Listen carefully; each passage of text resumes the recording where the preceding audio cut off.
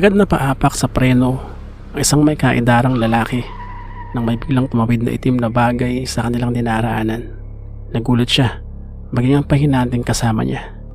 Naisip nila na baka kung ano lamang ito, baka ibon o hindi kaya isang hayop. Muling pinaandar ng driver ang kanilang sasakyan. Nagulat siya nang makitang wala na itong gasolina. Paano nangyari yun? Mataas pa to kanina. Patakang wika ng driver. At ito rin ang nanlalaking matang kulat na reaksyon ng kanyang kasamang pahinante. Dahil dito ay napilitang bumaba ang dalawa ng sasakyan para i-check kung ano bang problema. Nang mapansin nilang tumutulo pa ang tangke ng gasolina, butas ito, may bumutas. Paano gagawin natin ito? Ano ang mga saging? Magkasunod na wika ng pahinante nang makarinig sila ng isang malakas na pagaspas mula sa kalangitan. Agad silang napatingin dito at laking gulat nila nang makita nilang isang nilalang na lumilipad. Isang ayutang. Pulang-pulang mga mata nito na may mga matatalas na kuko. Sa takot ay agad na pabalikwas ang dalawa at muling bumalik ang sakyan. Halos himatayin sila sa takot at agad na inilak ang mga pintuan. Pare, ano yun? Wika ng driver. Di ko din alam, pare. Yan ang nga ba sinasabi ko sa'yo eh. Hindi mo na sana kinuha yung biyaheng to eh. Ilan na nagsasabi na may mga naglilipa ng maligno dito. Ito ang wika ng pahinante. Pero wag mo na ako sisihin. Alam mo namang matindi ang pangangailangan ko eh. Manganganak si number 2. Balot na takot na tugon naman ng driver. Nang biglang tumahimik. Nagulat sila nang biglang may lumitaw na tao sa harapan ng kanilang kasakyan. Nakatitig ito sa kanila. Hindi makapagsalita ang dalawa dahil pinagmamasdan nila nakikinikilos ng tao. Nang marahan itong humakbang patungo sa gilid ng kasakyan.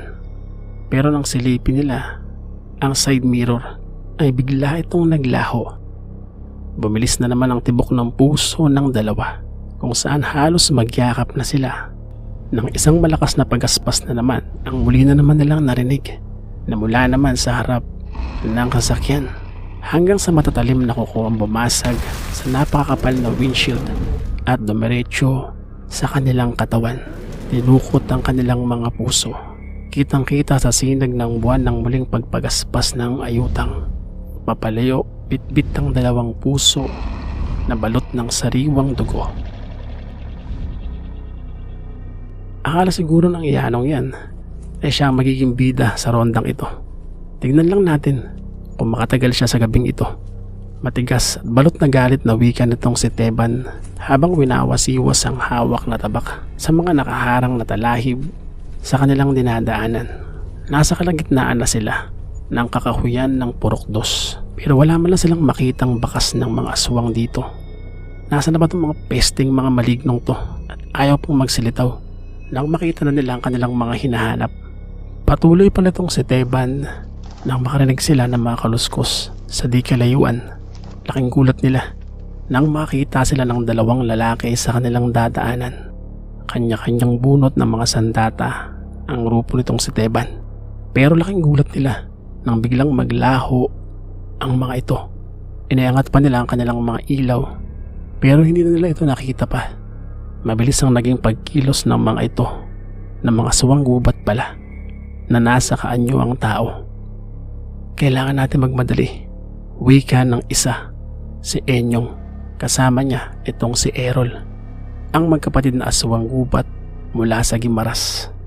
Nagtungo sila sa kulerat dahil na din sa kanilang panata na hindi nila hahayaan pang makapinsala ang kanilang mga kalahi at kung kinakailangan ay pipigilan nila ang mga ito kahit ibuwis pa nila ang kanilang mga buhay.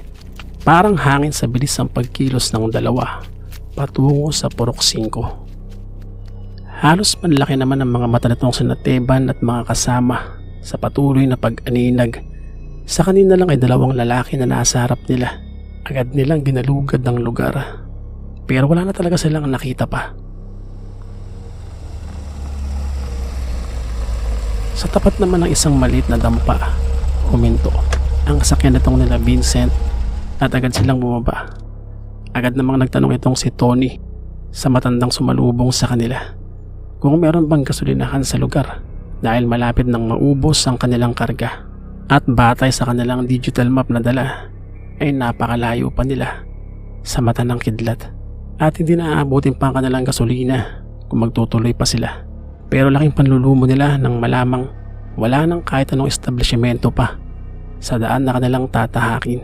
At gulat na gulat pang matandang may-ari ng bahay nang sabihin nila na sa mata ng kidlat ang kanilang tungo. Mga amang, 2 araw nang binarikadahan ng mga otoridad ang daan patungo dun. Kaya kahit may makukuhanan pa kayo ng gasolina ay hindi na rin kayo makakadaan dun. Tinambakan na yata ng mga malalaking bato kahapon gamit ang bulldozer. Hindi ko alam pero bulong-bulungan dito ay lahat daw ng nakatira sa mata ng kidlat ay patay na. At ang mga nabuhay lang ay yung mga nagawang matakasan lang ang lugar. Kaninang umaga lang yun. Kaya naman nakakapagtaka na doon pa kayo magtutungo at wala na rin ang mga kapulisan doon dahil nagsipuntahan na sila sa syudad. Abay, iwan ko ba kung bakit nagsipag-alisan. Kaya nga kami nakakamba na kahit napakalayo ko sa mata ng kidlat, baka kung ano mangyari sa akin dito.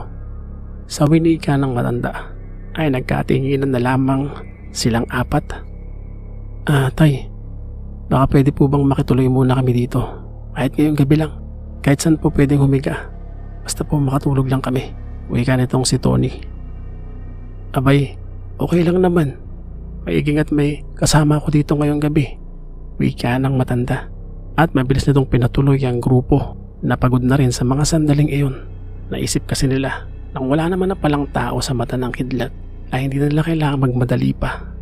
Isa pa, iiwan nila ang kasakyan at lalakarin nila ang daan kinabukasan. Kaya kinakailangan talaga nilang magpahinga. 3 katao naman ang nananakbo patungong kakahuyan dahil sa pag-atake ng mga aswang gubat. Laking gulat ng isang lalaki nang sumulpot sa harapan niya ang isang may kaedaran ng lalaki at isang babae. Kaya naman napahinto siya. Sino kayo? Tanong niya sa mga ito. Hinahabol din ba kayo ng aswang? Patuloy pa niya.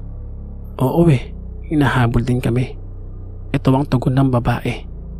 Kaya naman nabuo ang tiwala ng lalaki sa mga ito. Maraan siyang lumapit. Madilim ang lugar. Kaya naman hindi niya gaanong maaninag ang mga muka. Laking hilakbot niya nang makita niyang balot ng mga kapal na balahibo ang mga mukha ng 2 taong nasa harapan niya. At agad na lumitaw ang mga pangil nito. Agad siyang napatalikod para tumakbo.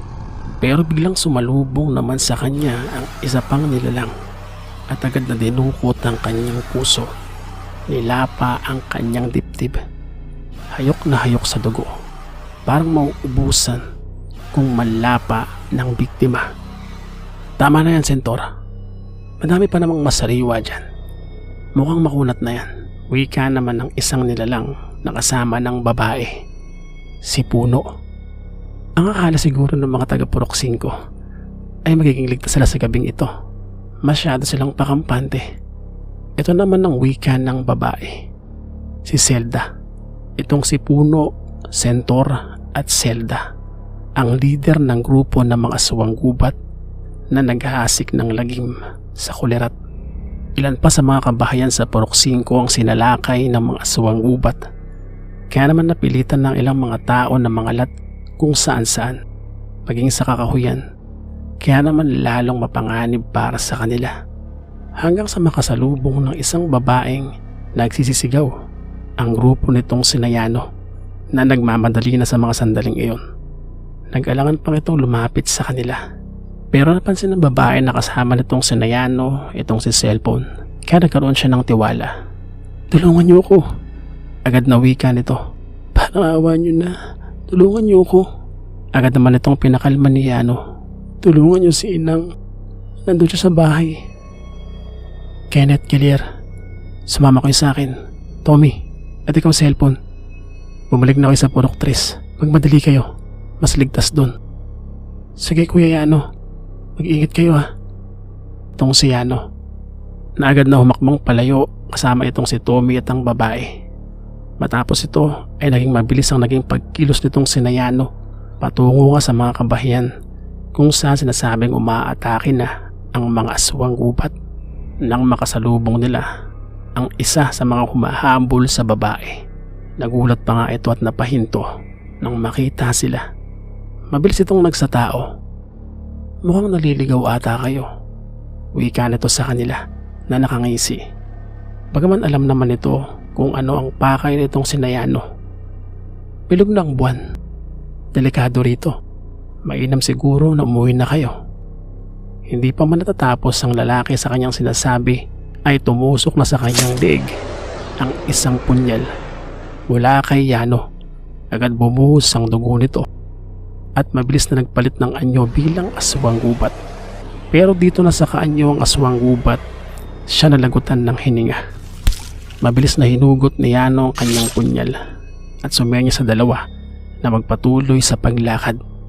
Samantala, malayo pa lang ay natanaw na nitong sina Anton at Totep ang minivan na nakaharang sa kalsada. Agad silang nakaramdam ng kakaiba dito.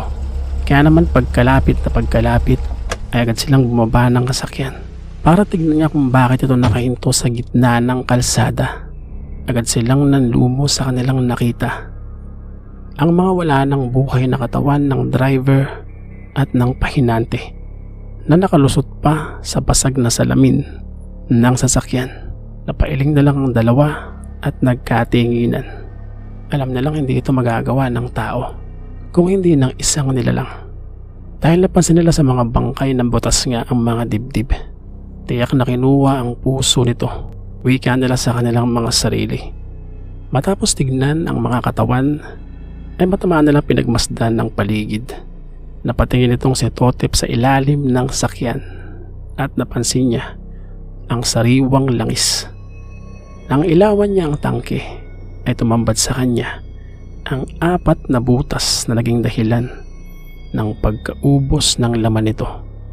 Lalong tumibay ang isipin nila na isang nilalang nga ang may gawa ng lahat. Ang butas ay dahilan ng matatalas na kuko. Napatingin na lamang itong si Anton sa langit at marahang iniangat ang kamay at itinapat sa buwan. Nagulat na lang itong si Totep nang mabilis na lumitaw ang mga matutulis na kuko. Itong si Anton, kumikinang pa ito dahil nga sa liwanag ng buwan. Matapos ito ay marahang bumalik sa normal ang kanyang kamay. Balot na ito ng galit dahil sa pagdami ng mga nagiging biktima ng mga nilalang na pinakawalan nga nitong si Jeronimo. Agad silang bumalik sa kanilang kasakyan para muling ituloy ang pagbaybay sa daan nang maramdaman nila ang isang nilalang na papalapit sa kanila. Isang malakas na hangin ang dala nito kung saan halos hindi nila makitang dalawa ang paligid dahil sa napakakapal na alikabok. Agad na lisik ang mata nitong si Anton at mabilis na lumitaw ang mga pangil. Ako nang bahala, wika nito kay Totep. Napatango naman itong si Totep na bahagyang nakangiti. Nararamdaman niya kasing galit na galit nga itong si Anton sa mga nangyayari. At tiwala din siyang mabilis nitong tatapusin kung anumang nilalang ang aatake sa kanila sa mga sandaling iyon. Mabilis din nakalabas sa makapal na alikabok itong si Totep at bumungad na lamang sa kanya ang nakahandusay ng katawan ng ayutang kung saan wala na itong ulo. At nang mapalingon siya kay Anton sa di kalayuan ay nakita niyang nakatusok pa sa mga mahaba nitong kuko. Ang ulo ng kanina lamang ay kampay ng kampay ang pakpak. Sa pag-ikli ng kuko nitong si Anton na ito naman ang pagbagsak sa lapag ng ulo ng ayutang. Walang salisalitay, agad silang bumalik ng sakyan para ipagpatuloy ang paglalakbay. 4 na sa mga nilalang ang kanilang napapaslang. Halos nasa bukana na ng Purok 3 nang mapansin naman ng ilang mga taga San Luis. Nakagrupo nitong si Yano na hindi na nila ito kasama at ang 3 pang mga taga Kulerat at mabilis silang napabunot ng mga dala nilang tabak nang makaramdam sila na mayroong naglalakad patungo rin sa kinilalagyan nila.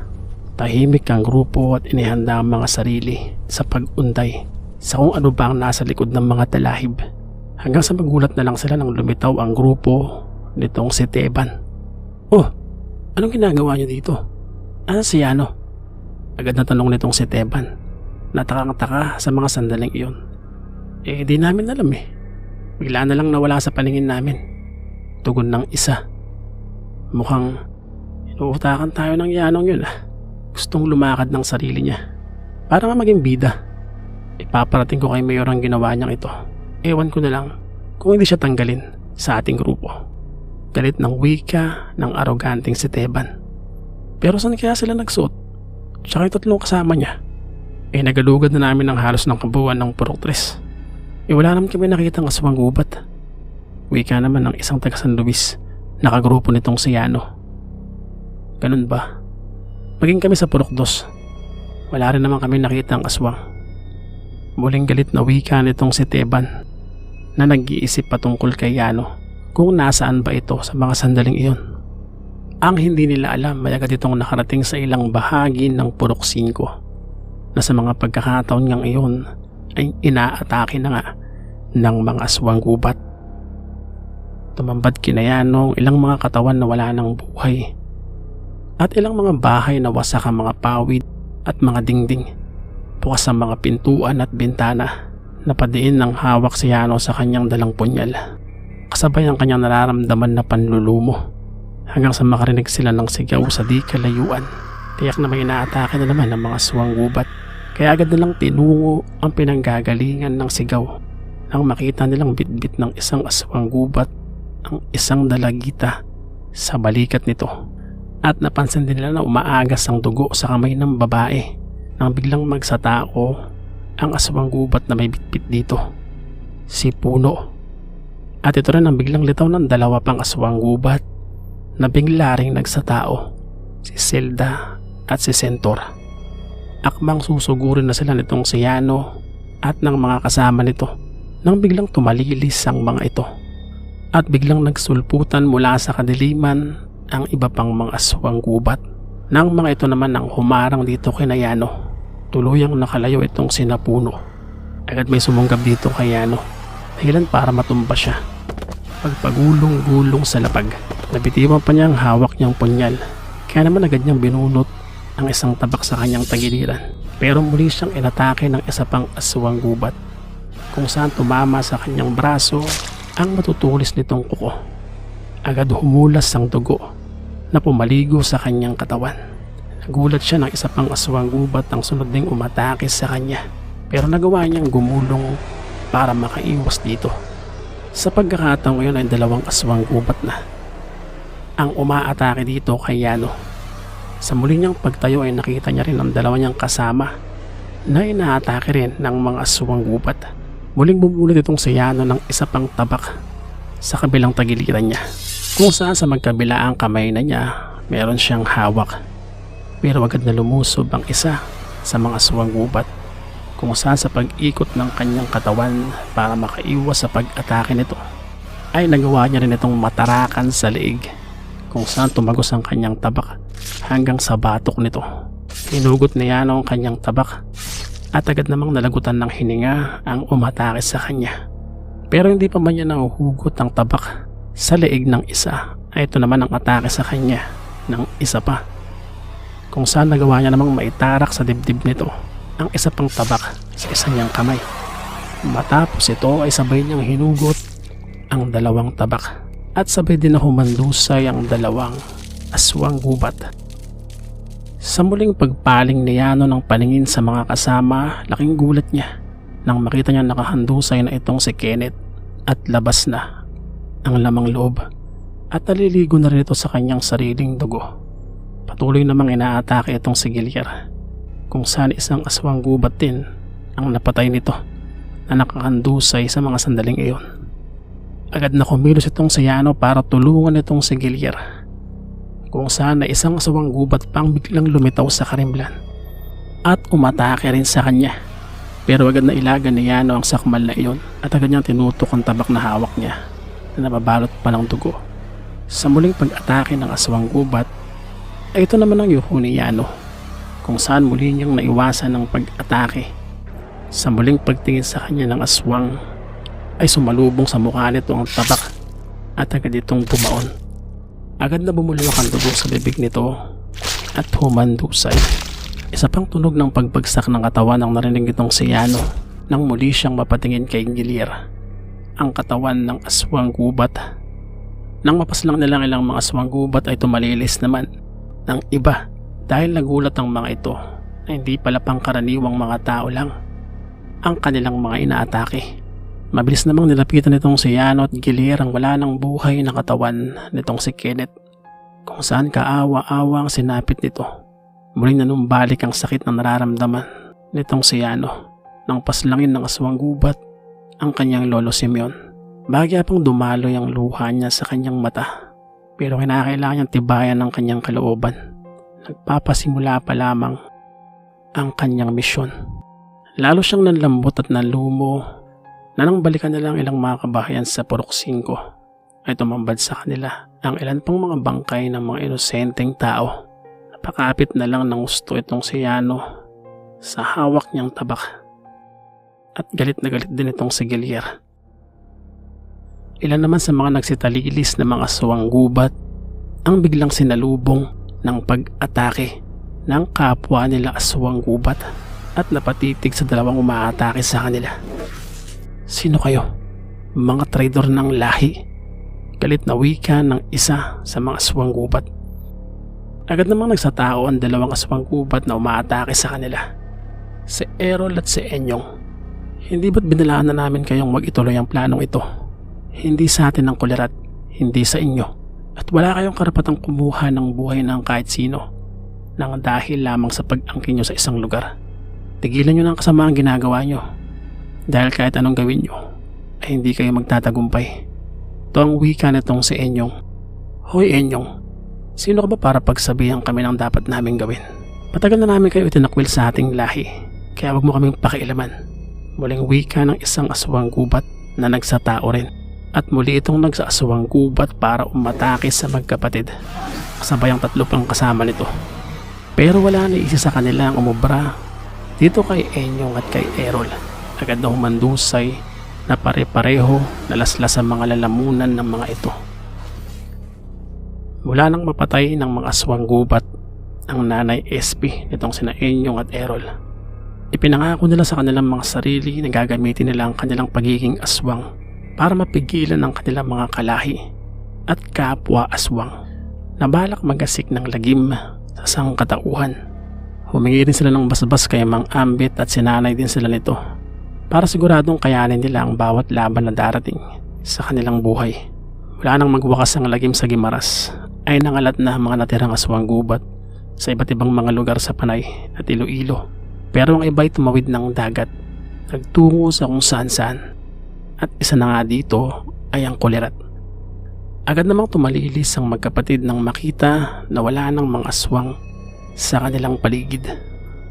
Samantala, hinaina naman itong si Tonyo ng pagkain ng matandang nag-ibita sa kanya sa bahay nito. Walang ilaw at tanging kasera lamang na nangingitim na. Pero bilang isang panlibonan ay hindi hadlang iyon kay Tonyo para maaninag ang loob ng bahay. Wala po ba kayong kasama rito, Tay? Tanong nitong si Tonyo sa matanda. Sa ngayon ay wala eh. Nasa syudad ng apo ko si Jerry. Siya ang kasama ko dito. Pero kailangan siya ng tatay niya ngayon sa Cebu. Kaya lumuwas siya. Sanay naman akong mag-isa dito. Kung makakahanap din ng trabaho si Jerry sa syudad, ay ako lang din naman ang maiiwan ditong mag-isa. Matama lang na nakikinig itong si Tonyo nang mahagip ng paningin niya ang mabilis na pagkilos ng isang anino sa bandang gilid ng bahay. Tumalim ang kanyang mga mata na agad ding napansin ng matanda na bahagyaring nagbago ang emosyon. Ako nga pala si Conrado. Kilala ako dito bilang leader ng purok, kaya wag kang mag-alala. At akong bahala sa'yo. Hindi mo na itatanong ay laganap ngayon ng mga aswang at engkanto dito sa kanayunan namin. At ang pagkakaalam ko pa nga ay maging sa syudad din daw. Kaya nga nag-aalala ako sa aking anak at sa aking apo. Sa mahabang litanya ng matanda ay tango lamang ang itunugon nitong si Tonyo. Habang kunyaring hinihigop ang kaping, inihain ng matanda sa kanya. Iba ang pakiramdam niya sa kanyang kausap.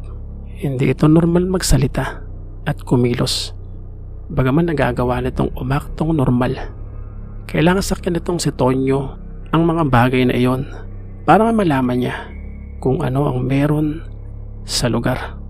Bagaman nakahiga naman, ay mahabang oras bago tuluyang nakaramdam ng antok. Itong sina Tony, Delphine, Vincent at Lena. Tulad ng nakagawian, natulog munang dalawa at dalawa ang nagbantay. Magliliwanag na ng magising itong sina Lena at Vincent. At agad naman pumalit sa pagkakatulog itong sina Tony at Delphine. Hindi nila alam kung nasan sila o kung ligtas ba ang bahay na kanilang tinuluyan. Kaya naman kinakailangan nilang mag-ingat kahit na anong oras. At paggising ng dalawa ay tutuloy na nila ang kanilang pagtahak patungong bayan ng Mata ng Kidlat. Tuluyan ng nagliwanag, pero walang nakitang kahit anong aswang gubat ang grupo nitong sina Teban at iba pang mga taga San Luis sa mga sandaling iyon. Agad sinalubong nitong si Mayor sa asyenda para kumustahin itong sina Teban. O Teban, kumusta? Anong nangyari? May mga nakaharap ba kayong aswang? May napatay ba kayo? Magkakasunod na tanong nitong si Mayor, pero walang nakaimik at tumugon dito. Opo Mayor, meron po. Asan na? Sunod na tanong nitong si Mayor. Iniwan na po namin sa kakuhuyan. Masyado pong madami para dalhin pa dito. Yung mga katawan nila, mabigat eh. Sa winikan ngayon ni Teban ay nagkatingin na ng ibang mga taga San Luis dahil alam nilang nagsisinungaling lang ito.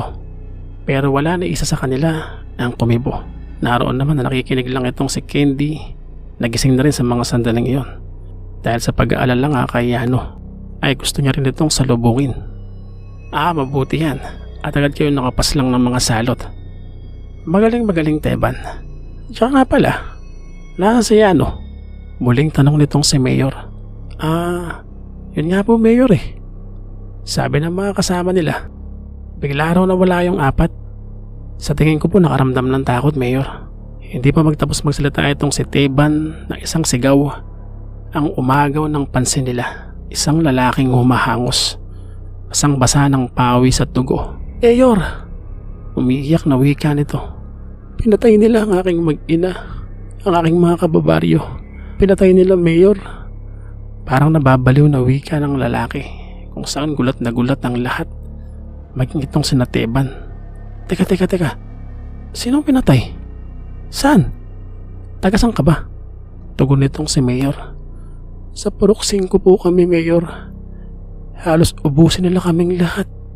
Nandun po ang mga katawan ng mga walang buhay kong kababaryo. Puntaan niyo sila Mayor, parang awa niyo na.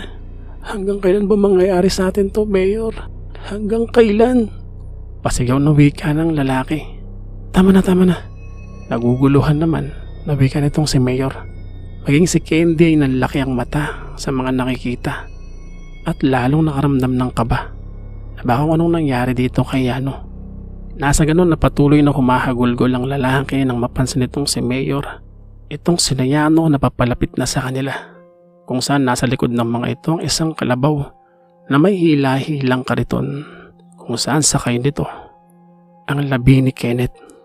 Halos matuyo na pinaghalong pawis at dugo sa katawan nitong si Yano at Gilir nang tumambad sa harap ni Mayor at mga taga San Luis. Nabalot ng katahimikan ng paligid.